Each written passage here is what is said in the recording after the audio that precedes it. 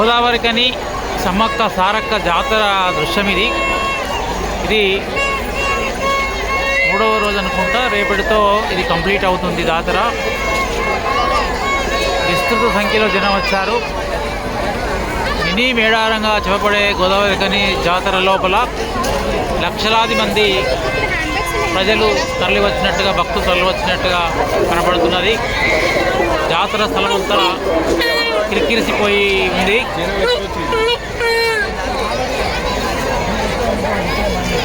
ఇంతమంది జనం రావడానికి గల కారణాలు, రకరకాల కారణాలు ఉండవచ్చు. ఏది ఏమైనా వెసులుబాటు సమయాన్ని చాలా ఆనందంగా జరుపుకోవడానికి, జాతరలో సమ్మక్క సారక్కలు దర్శించుకోవడంతో పాటుగా ఒక ఆనందంగా ఈ సమయాన్ని గడపడానికి ప్రజలు, భక్తులు ఈ సందర్భాన్ని చాలా ఎంజాయ్ చేస్తున్నారు.